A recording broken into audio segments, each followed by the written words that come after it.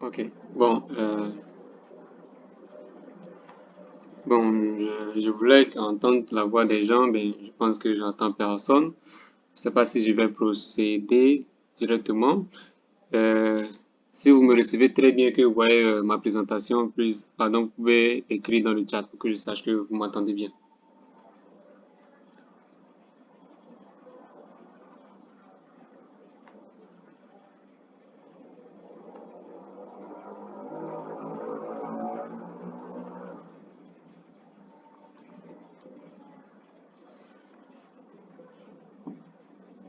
Est-ce que vous voyez ma présentation? Pardon, vous pouvez le mettre dans le chat si vous ne voulez pas allumer votre micro.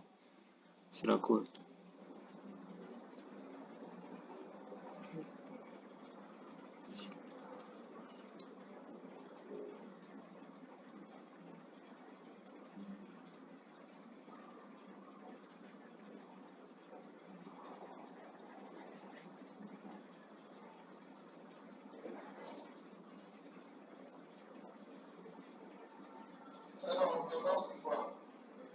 Ah, Ahmed, bonsoir.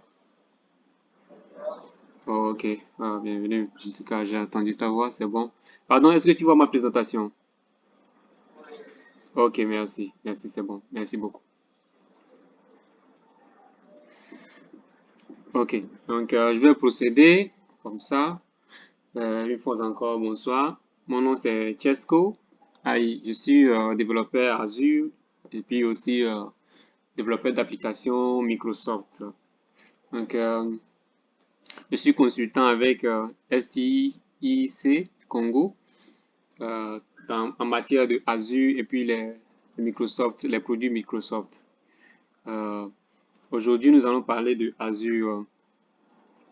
Et qu'est-ce que c'est que Azure?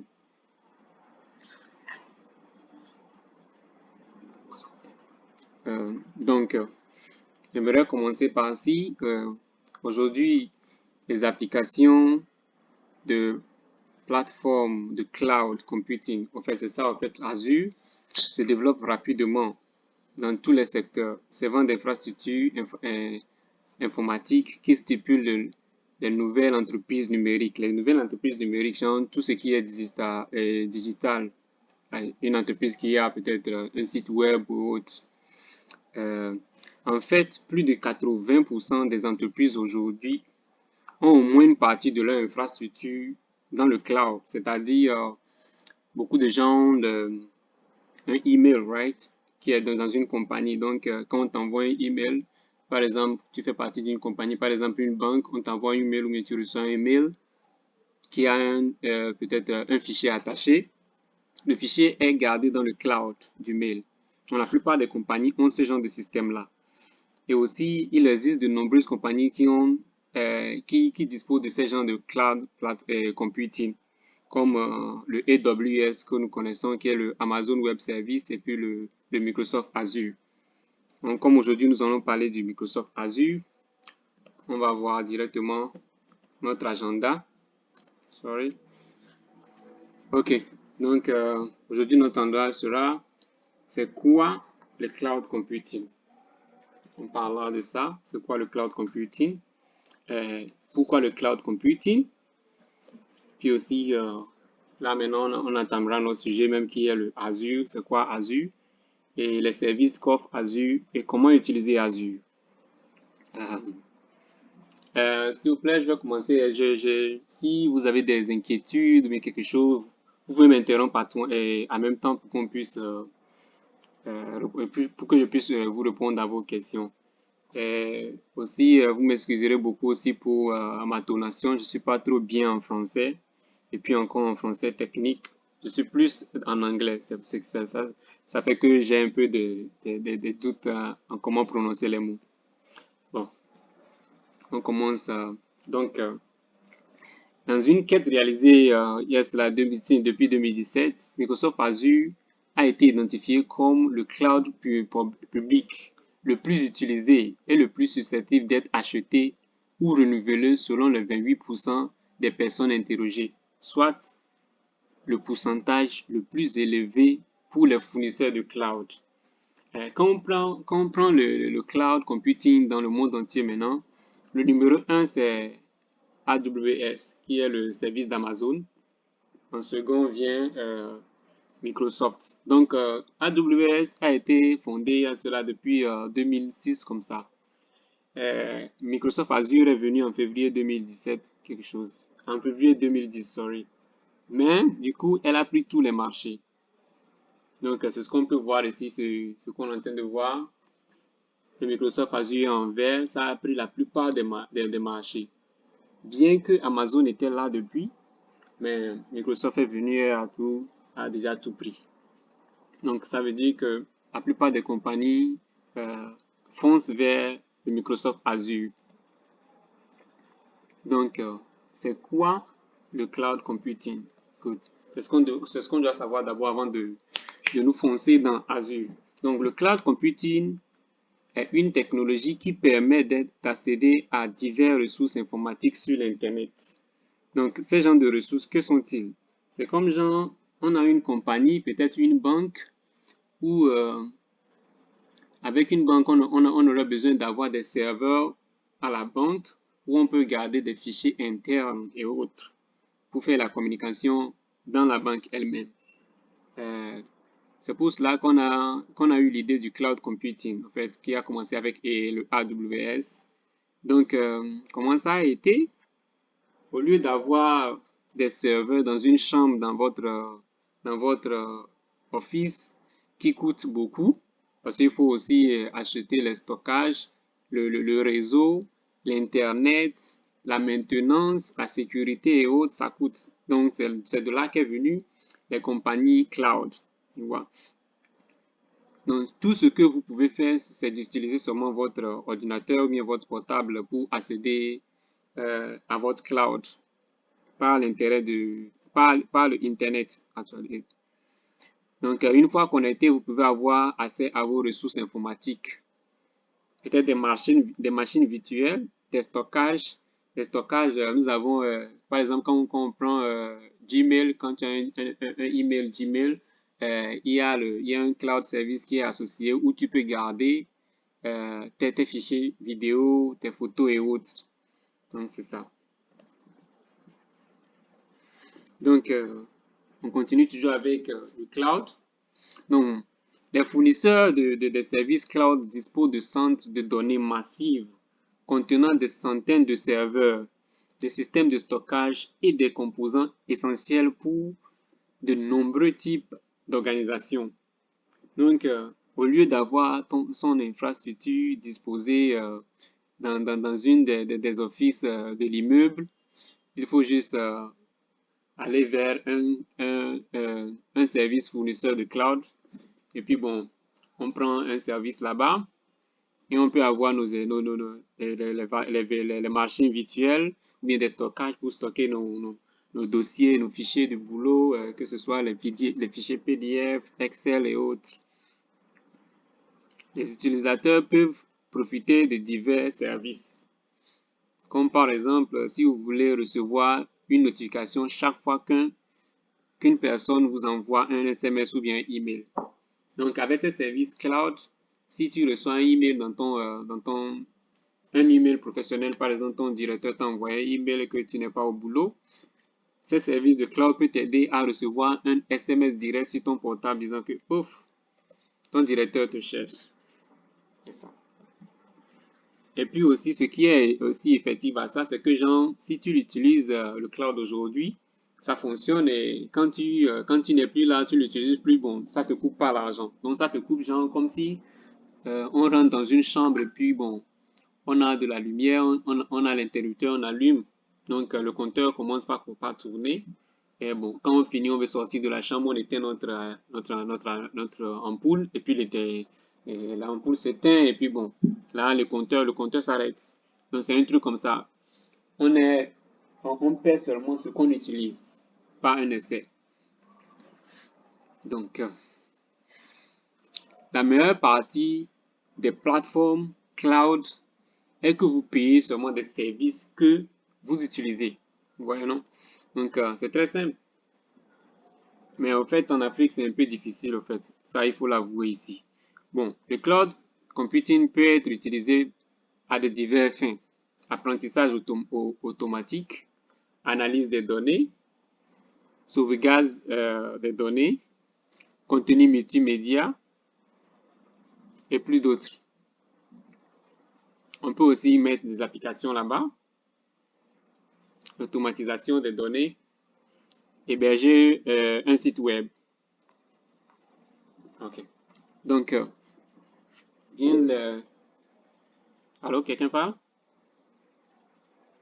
Ok. Donc, on continue avec pourquoi computing.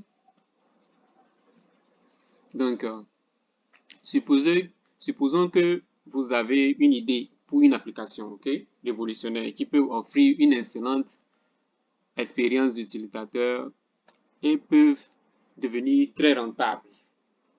Les gens peuvent utiliser l'application et qu'on peut en bénéficier. Donc, pour que l'application réussisse, vous devez d'abord le publier sur l'Internet pour que les gens puissent le trouver, l'utiliser de façon et fasse à connaître les avantages de cette application-là. Vous voyez, donc, comme WhatsApp, si WhatsApp était juste créé que le créateur lui-même, il était là dans un coin avec sa famille, était en train d'utiliser, nous en Afrique ici, on n'aura pas assez. Mais cependant, publier une application sur Internet n'est pas aussi facile. C'est pas facile en tout cas. Pour cela, il faut divers composants. On a les serveurs, les périphériques de stockage, les développeurs pour développer l'application, le réseau dédié et la sécurité. La sécurité, ça implique la sécurité physique et la sécurité sur le web aussi. Donc, ce sont beaucoup de composants et des fois, ça peut être problématique. Mais quand ça vient comme ça, il y a deux inconvénients majeurs à cette approche. D'abord, il y a l'achat de chacun de ces composants individuellement et c'est très coûteux et risqué. Vous aurez aussi besoin d'une énorme quantité de capital pour vous assurer que votre application fonctionne correctement. Et si l'application ne devient pas populaire, vous perdiez votre investissement. Ça, c'est clair. Il y a beaucoup d'applications sur Play Store que les gens n'utilisent pas, donc l'investisseur, il a perdu. Bon, c'est ça. D'un autre côté, si l'application devient immensement populaire, vous devez acheter plus de serveurs. Parce que peut-être on a commencé avec un serveur de 1 Tera et on se réalise qu'en ce moment que l'application est maintenant devenue populaire et que les utilisateurs sont des fois à plus de 1000 par mois. Donc, ça peut crasher les serveurs. Donc, il faut maintenant augmenter le stockage, augmenter les RAM des serveurs et autres. Donc, c'est encore beaucoup de coûts. C'est là où le cloud computing peut venir à l'aide. Et ça présente de nombreux avantages, notamment un stockage sécurisé et une évolutivité à la fois. Donc, ici, on peut mettre notre application peut-être dans le Azure et que si on voit à la fin du mois, il y a plus d'utilisateurs, Azure va juste nous dire que bon, vous avez tel utilisateur en ce moment. Vous devez augmenter vos stockages de tel à tel niveau. Et ça vous dépend, vous pouvez juste augmenter. Ça va juste vous donner seulement à payer telle somme ou telle somme pour juste augmenter. Et si vous êtes prêt, vous augmentez seulement et puis ça va. Au lieu d'avoir des serveurs chez vous pour la maintenance et autres. Donc, c'est là où maintenant on commence avec Azure. Donc, Azure est une plateforme de cloud computing, qu'on vient de le dire, et un portail en ligne qui vous permet d'accéder et gérer les services de ressources cloud fournis par Microsoft. Donc, ces genres de ressources ou bien de services comprennent le stockage des données et leur transformation selon vos besoins. Bon. Pour accéder à ce genre de services, il vous faut de l'Internet pour vous connecter au portail Azure. Donc, Azure a été lancé le 1er février 2010. Bien plus tard que son principal concurrent AWS, sorry. Bon, le démarrage est gratuit et suit un modèle de paiement à l'utilisateur qui signifie que vous ne payez que les services que vous choisissez. Donc, si par exemple vous choisissez des services genre pour des machines virtuelles, vous serez payé seulement, vous payez seulement que vos machines virtuelles.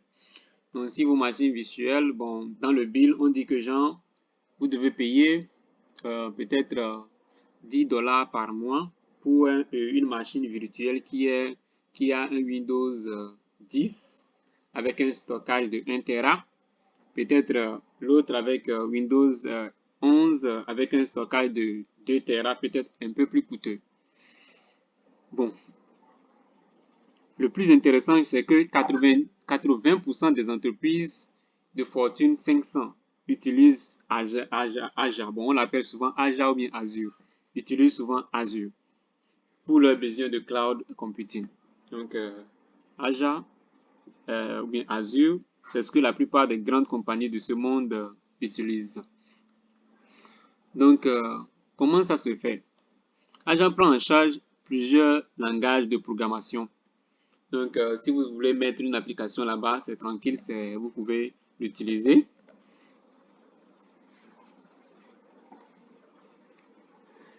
Et l'avantage aussi, c'est qu'il est partout. Il a beaucoup de centres de données partout. On a actuellement plus de 42 centres de données dans tout le monde entier. Les 42 ça c'était en 2021, décembre 2021. Donc actuellement, on était, je pense, à 56 centres de données.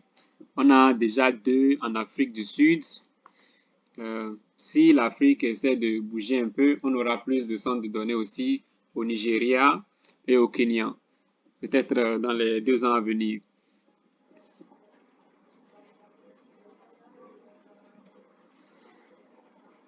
Bon,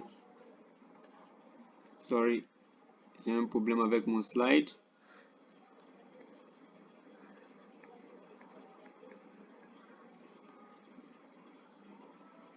Vous m'excusez beaucoup, j'avais un problème avec mon slide. Bon, maintenant on vient au service Azure. Donc, Azure a plus de 200 services en tout cas. Ce qu'on voit ici, c'est juste les plus populaires et ce qu'on utilise de temps en temps. Et ils se sont répartis en 20 catégories. Ces catégories comprennent l'informatique, la mise en réseau, le stockage, le IoT ou bien l'Internet des choses, voilà. La migration, le mobile, l'analyse des données, les conteneurs, l'intelligence artificielle et d'autres outils d'apprentissage automatique. L'intégration, les outils de gestion, les outils de développement, la sécurité, les bases de données, le DevOps, l'identité des multimédias et le service web. On va les voir un à un, mais pas tout en tout cas. Donc, on va dans le compute, qui est les virtuels, les machines virtuelles. Donc, dans le compute, on a les machines virtuelles. Ce service vous permet de créer des machines virtuelles, peut-être avec Windows ou bien Linux, avec tout genre de configuration. Vous pouvez créer une machine là-bas avec Windows 11 et puis avoir peut-être des RAM jusqu'à 20 Go, 50 Go, ça dépend de vos choix ou bien de vos utilisations. On a aussi le service Cloud qui vous permet de créer des applications évolutives dans le cloud. Une fois l'application est déployée, tout, y compris le provisionnement, l'équilibrage de charge et la surveillance des tests est prise en charge par Azure. Donc, quand on met une application dans le cloud service, on n'a plus rien à faire comme les tests et autres, la surveillance, la sécurité et autres. On a aussi les fonctions. La structure, on continue avec les structures de service. OK. Bon, ici, c'est Azure Bash, le structure de service. Avec ce service fabrique Le processus de développement d'un microservice est extrêmement simplifié. Microsoft Microservice est une application qui contient d'autres applications groupées en plus petits. Donc, il y a des petites applications qui sont groupées et qui sont tous assemblés dans les structures de service qu'on appelle Ajabash. Les fonctions qui sont les remote apps, les fonctions. Donc, avec les fonctions, vous pouvez créer des applications dans n'importe quelle langue de programmation. Que ce soit C#, que ce soit Java, que ce soit JavaScript, React. La meilleure partie de ce service est que... Hello? Allô?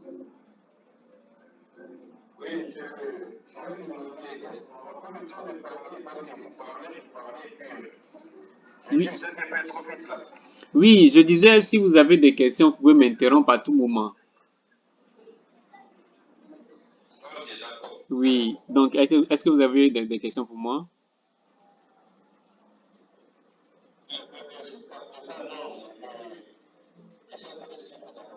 Ok, je suis trop rapide, c'est ça? Ok, d'accord, je vais essayer d'aller un peu plus slow. Merci. Hmm. Donc, c'était ça pour le compute qui est la virtualisation. Bon, on y va avec le réseau, qui est le networking, le réseau. Donc, on a le réseau virtuel qui vous permet de communiquer n'importe lequel des services Azure entre eux de manière privée et sécurisée. Donc, avec le réseau virtuel, on peut connecter un service Azure d'une compagnie A à une autre compagnie B. Nous avons l'Express Route qui est itinéraire express. Donc, ce service vous permet de connecter votre réseau sur site au cloud. C'est-à-dire, vous avez des trucs là, vous avez des serveurs dans votre Office et vous voulez aussi que certaines données qui sont dans votre Office soient aussi dans votre cloud. Donc, vous utilisez le Express Route ou bien l'itinéraire express.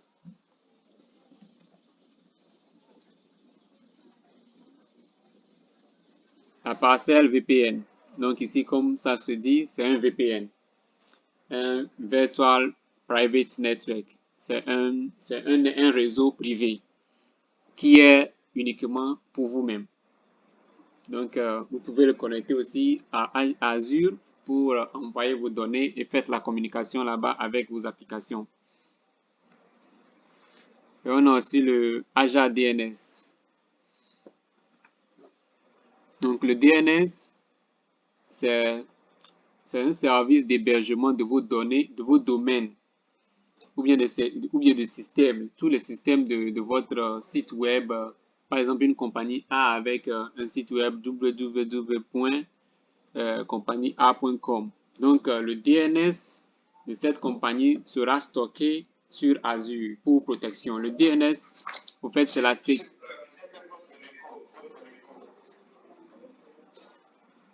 Vous m'entendez pas bien? Ou bien il y a un écho dedans?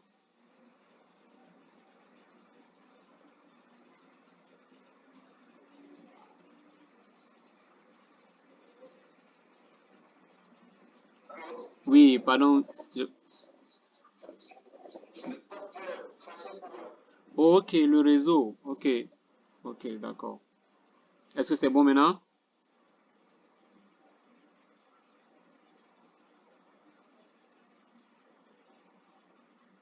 J'espère que c'est bon.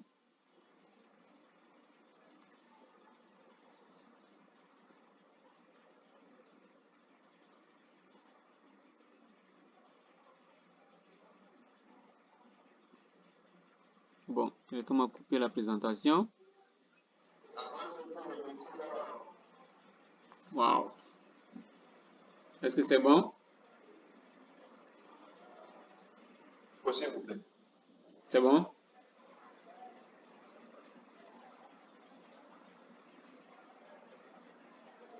Je pense que c'est bon pour l'instant. Sinon, vous pouvez m'arrêter à tout moment pour qu'on puisse continuer. Donc, on continue aussi avec le stockage. Donc, pour le stockage, on a le stockage sur disque AJA. Donc, ce service vous permet de choisir entre HDD, c'est-à-dire les disques durs, ou bien SDD, les solid state disques, comme option de stockage pour votre machine virtuelle. Allô, est-ce que c'est bon? Ah, bon, vous m'excusez beaucoup pour ça. Vous m'excusez beaucoup pour ça. Ok. Donc, stockage d'objets blob, object blob agent. En français, stockage d'objets blob. Bon, ce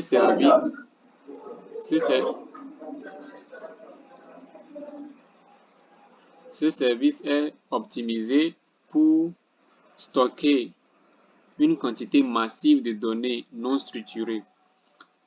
Les données non structurées, y compris des tests et même des données binaires. Ça, c'est un peu à la programmation. C'est un côté de programmation. On a les AJA files, bien les fichiers de stockage. Il s'agit d'un service de stockage de fichiers gérés, accessibles via le protocole bloc de messages du serveur. C'est un service qui fait des échanges avec les serveurs de votre bocal, les serveurs locaux. Donc, là-bas, ça coordonne où vous faites la demande de vos données et ça vous envoie. On a les fiches, les trucs là, file d'attente AJA, bien stockage de la file d'attente. Avec ce service, vous pouvez fournir une file d'attente de messages stable pour une charge de travail importante. Ça, c'est l'automatisation. Ce service est accessible de n'importe où dans tout le monde entier. Donc, comment utiliser Azure? Ok. Donc,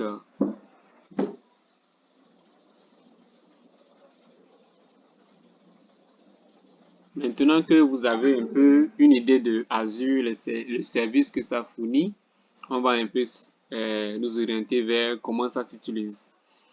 Donc, premièrement, ça s'utilise aussi pour le développement des applications. Vous pouvez créer n'importe quelle application sur le web dans AJA. Donc, vous pouvez le créer directement dans Azure. En secondo, vous pouvez faire un essai ou bien le tester votre application, voir si ça marche parfaitement. Ensuite, vous pouvez l'héberger. Donc, quand on a conçu l'application, on a testé. Maintenant, on l'héberge pour que ça soit accessible à tout le monde. Maintenant qu'on finit d'héberger, on a besoin des machines virtuelles pour prendre charge de du stockage, de la protection et autres de notre application.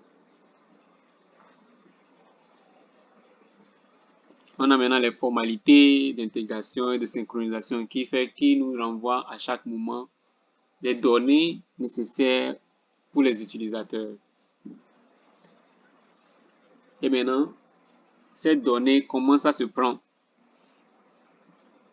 Prendre ces données, nous envoyer en de forme qu'on puisse voir la visualisation, genre qui a utilisé l'application dans ce mois-ci, quels sont ces genres de personnes, dans quel genre de pays ils sont et autres.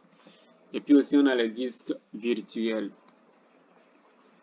Bon, à peu près, parce que c'est là où je vais m'arrêter pour Azure aujourd'hui. On va continuer prochainement. Je ne sais pas si vous avez des questions pour moi.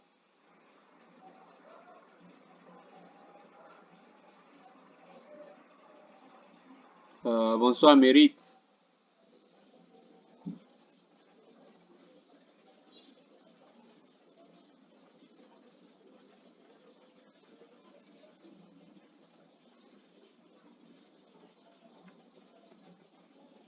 Allô, Mérite.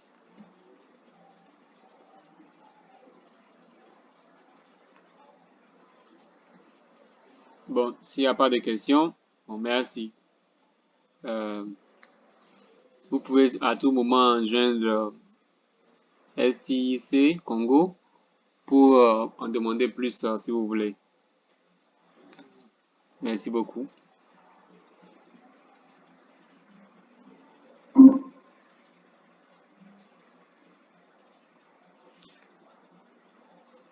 Diane, Ouais, ouais. je vous avais perdu un moment là. Je vous avais perdu un moment.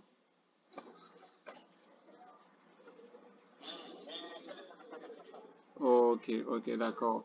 Bon, est-ce que vous avez des questions pour moi?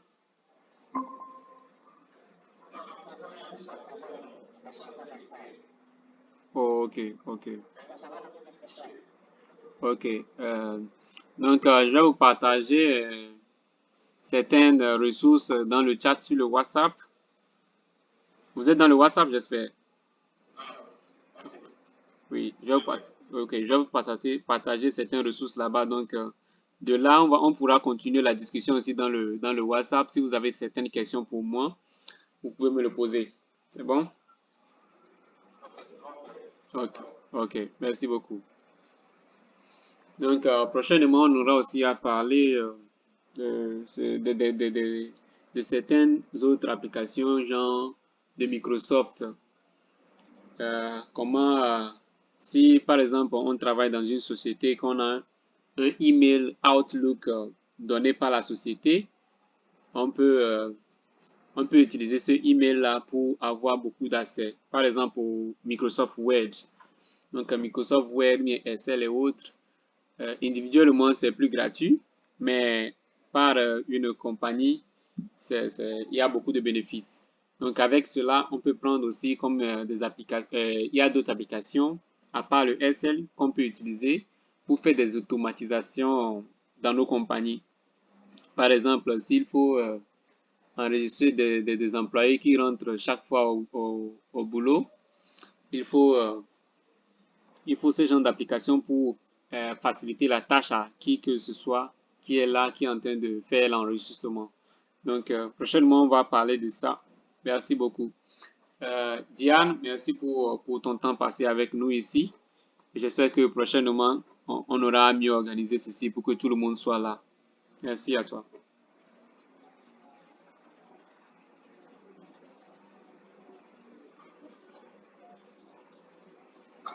Oui, allô?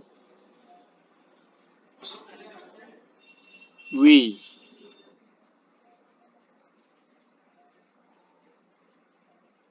oui, oui, c'est la fin. En fait, vous étiez parti tôt quand je faisais ma présentation. C'est ce qui a causé cette partie. Je pense que j'étais à la partie où l'utilisation, comment utiliser Azure, bien les bénéfices de l'utilisation de Azure avant que vous n'étiez sorti dans le meeting. Ok, c'est ça. Donc, on va bien organiser ceci pour que prochainement, on puisse bien avoir du temps pour faire ceci. Et aussi, vous demander aussi votre avis, hein, à quelle heure vous pensez que ce serait bon pour faire ce genre de meeting, ou bien ce genre de formation. Ok,